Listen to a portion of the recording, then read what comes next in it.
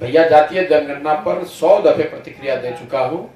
कोई भी ऐसी बात जिससे सरकार के पास समाज के बारे में बेहतर जानकारी आए, उसका स्वागत होना चाहिए।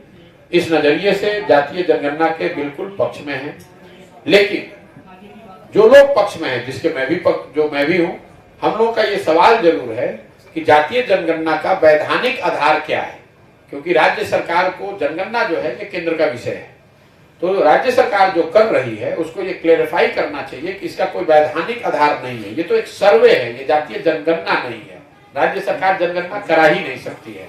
तो अगर वो सर्वे करा रहे हैं और उससे जो भी जानकारी आती है, उस जानकारी के मुताबिक अगर समाज के किसी वर्ग का कुछ फायदा हो सकता है या होना चाहिए तो बिल्कुल होना चाहिए, उसके मैं समर्थन में हूँ। इसके साथ साथ एक और बात बताना चाहता हूँ, ये समाज को बेवकूफ बनाने का तरीका है, समाज को लड़ाने बांटने का तरीका है।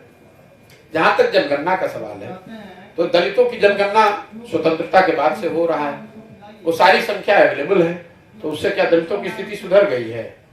पूरे बिहार के लोगों की जनगणना तो होती है, उनकी आर्थिक स्थिति के बारे में आपको हमको पता है, तो आपको कौन रोक रहा है कि बिहार के लोगों की, गरीब जनता की आप मदद करके उनकी स्थिति को बेहतर बना दीजिए?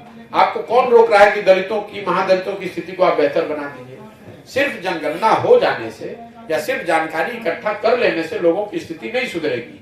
लोगों की स्थिति तब सुधरेगी जब उस जानकारी पर आप ईमानदारी से कुछ बेहतर प्रयास करेंगे। तो ये तो वोट लेने के लिए, समाज को बांटने के लिए अगड़ा पिछड़ा जाति के आधार पर उन्माद खड़ा करके वोट लेने की तैयारी है, और कुछ नहीं है। उनको भी मालूम है कि इससे कुछ नहीं निकलने वाला है। ये समाज को की आंख में सीधे सीधे धूल झोंक रहे हैं। आपने कहीं बयान सुना कि उन्होंने कहा कि इसका कोई वैधानिक आधार ही नहीं है?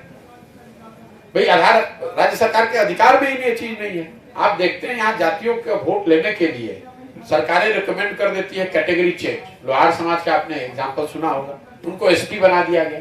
केंद्र सरकार ने उसको रिजेक्ट कर दिया क्योंकि राज्य सरकार के वो अधिकार में ही नहीं है। जितने बच्चे एसटी के तौर पर बहाल भी हो गए, उनकी नौकरी चली गई।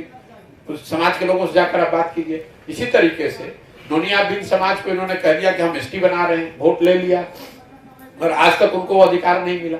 ये तो वोट लेने के लिए जातियों की कैटेगरी को चेंज करना, ये नीतीश मॉडल का हिस्सा है।